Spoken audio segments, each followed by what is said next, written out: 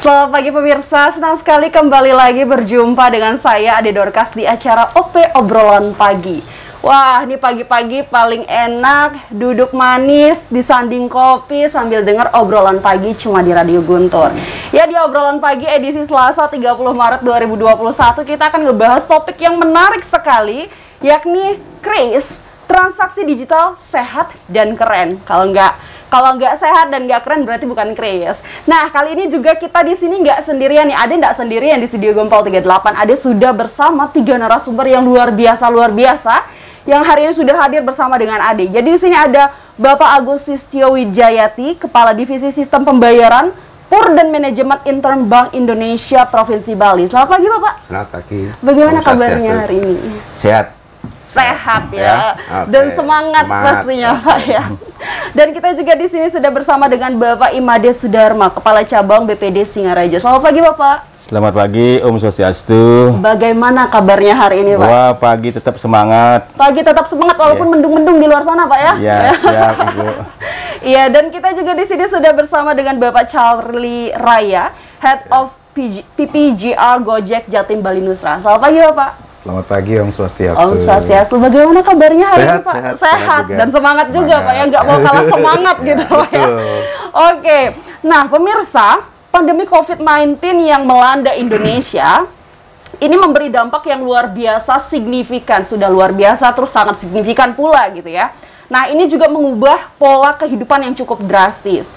Dan tentu ini juga membiasakan kita untuk memanfaatkan teknologi digital.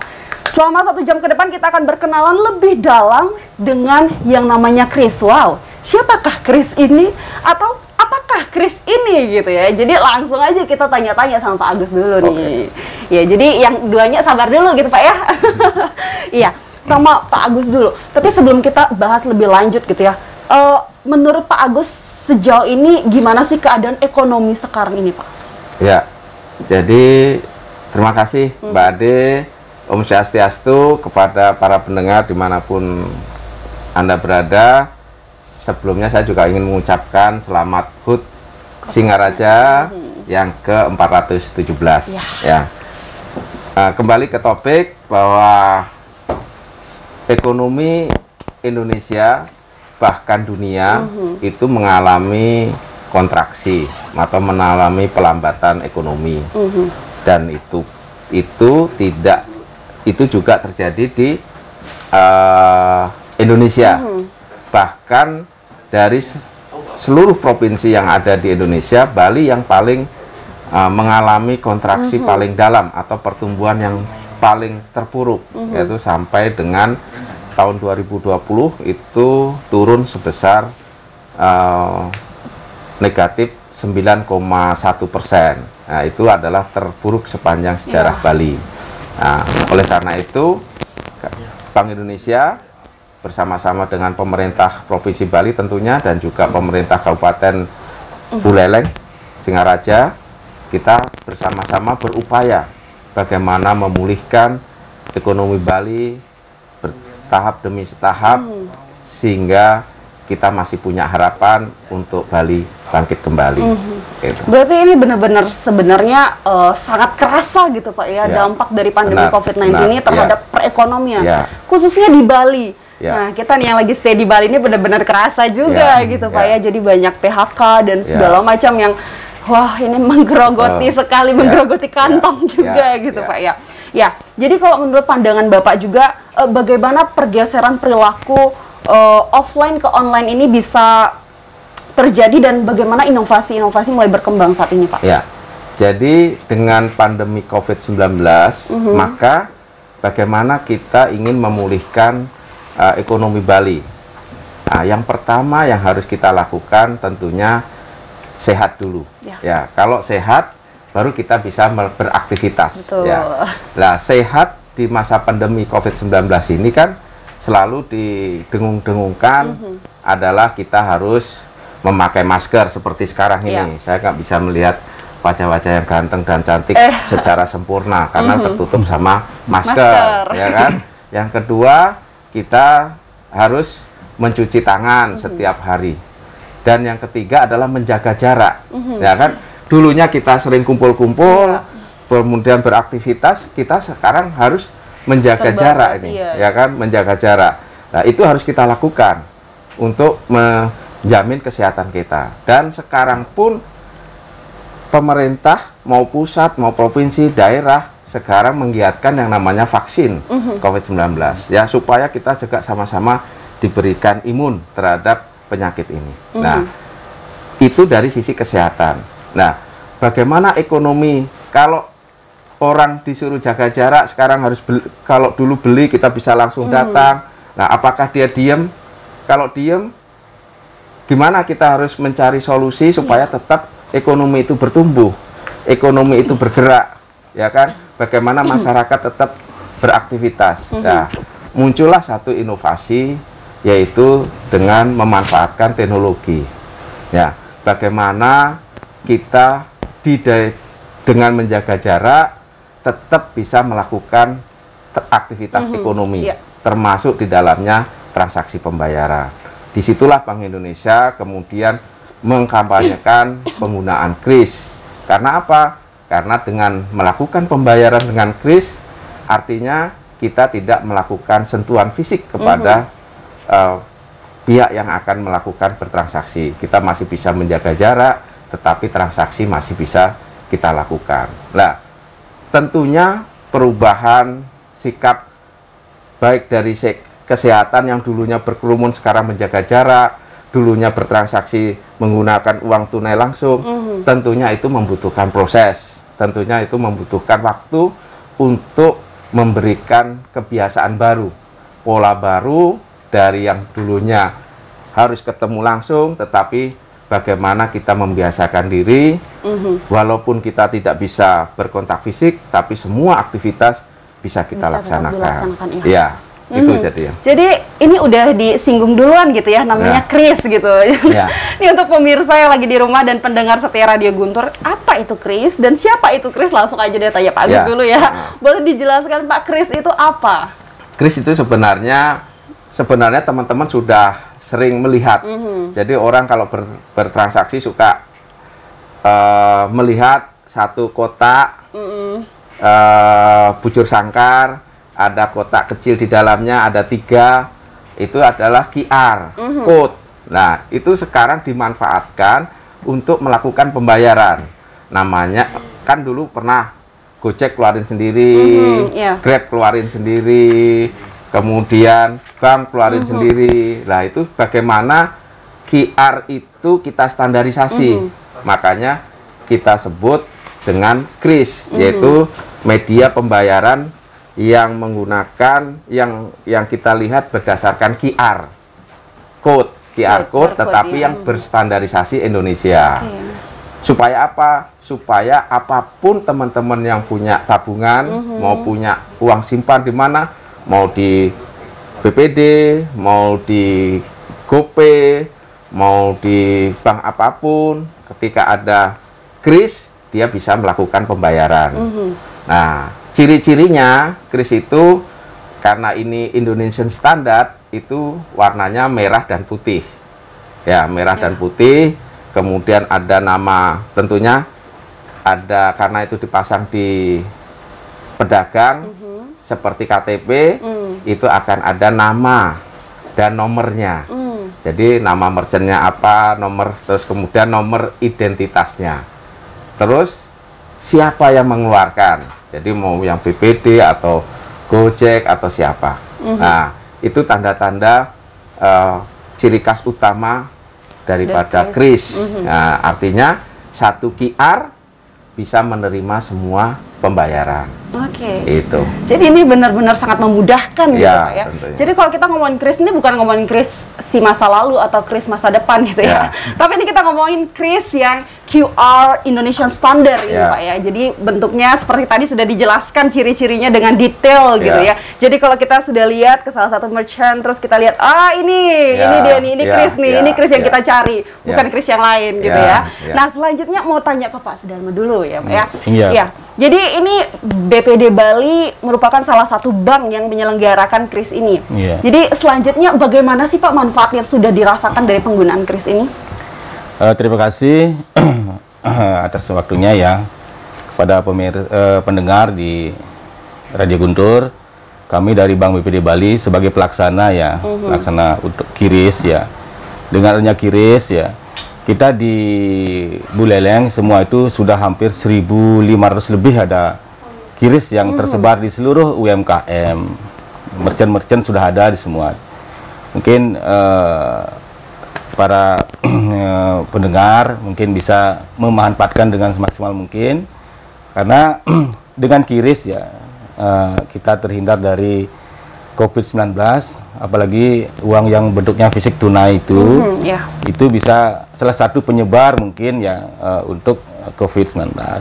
Tapi dengan adanya QRIS ya, Bank BPD itu sangat mudah bertransaksi, aman dan sehat gitu. Kita juga harapkan semua masyarakat memakai QRIS itu, karena menurut kami di Bank BPD apa manfaatnya tadi sampaikan sangat luar biasa manfaatnya gitu. Yang dulunya orang bertransaksi pakai uang tunai gitu, artinya sudah melakukan transaksi by digital gitu. Artinya tidak ada uang lagi yang banyak di masyarakat beredar, tapi pakai ya gitu istilahnya seperti rupiah bentuk akun-akun itu gitu. Itu saja. Jadi itu sangat memudahkan. Setuju kalau dibilang aplikasi QRIS ini.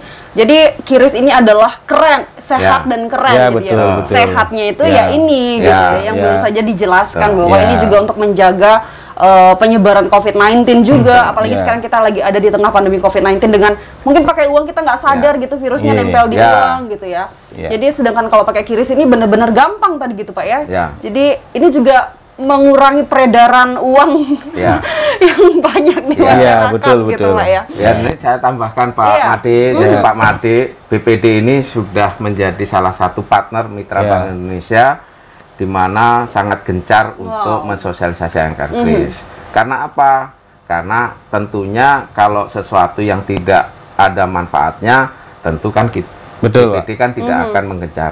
Manfaatnya apa sih? Manfaat semua yang terlibat di dalam QRIS pasti ada manfaatnya. Bagi BPD tentunya, satu, kan akan mengurangi uang tunai. Jadi dia nggak akan mana-mana bawa berangkat, ya kan?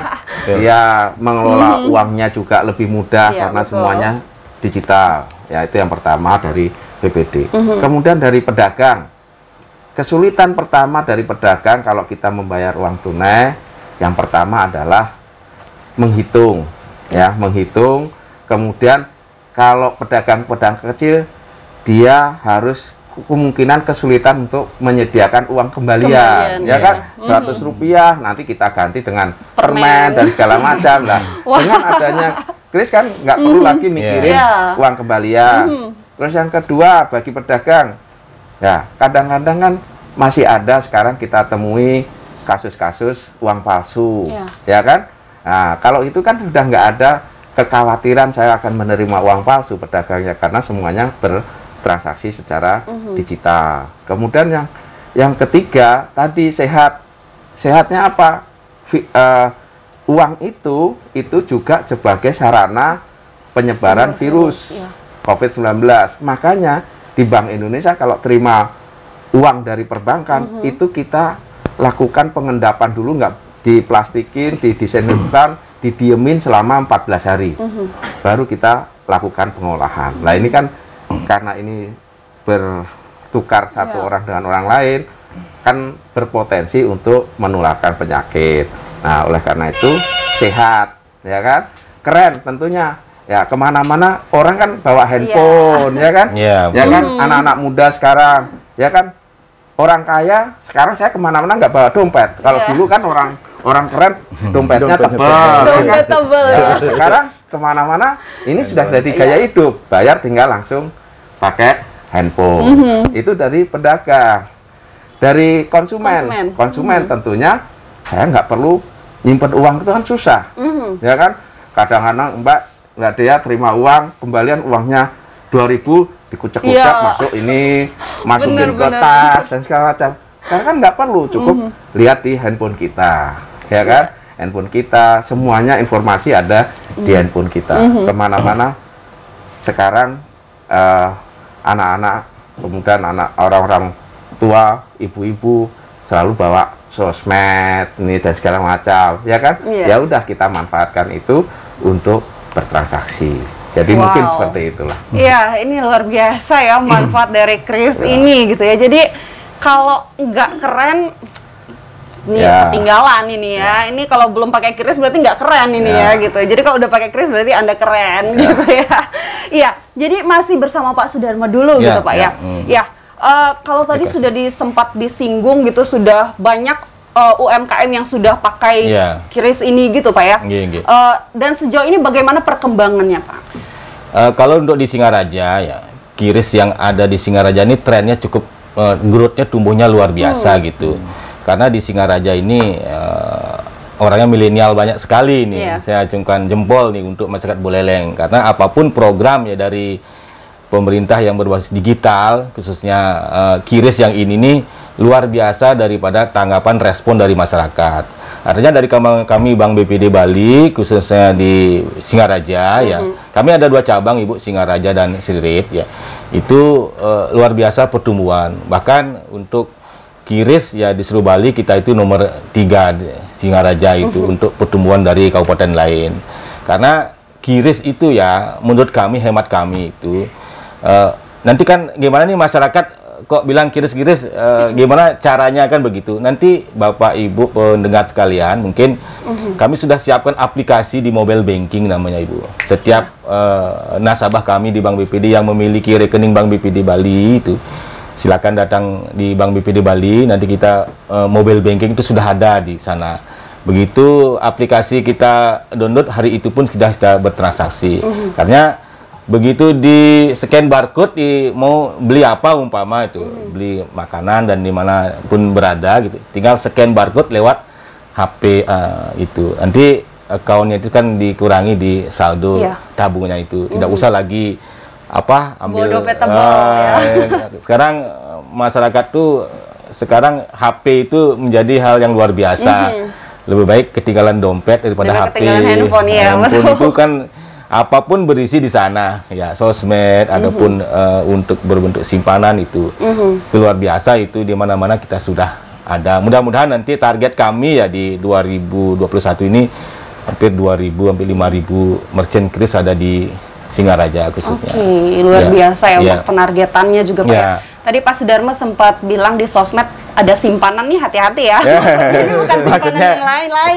Gitu simpanan Bank di BPD. Bank gitu ya, simpanan dana maksudnya Pak ya. Bukan simpanan yang lain-lain, ini hati-hati gitu. Simpanan itu. Simpanan dan simpanan. Iya, selanjutnya ke Pak Charlie dulu nih. Ini pengen dengar suaranya Pak Charlie sekarang ya.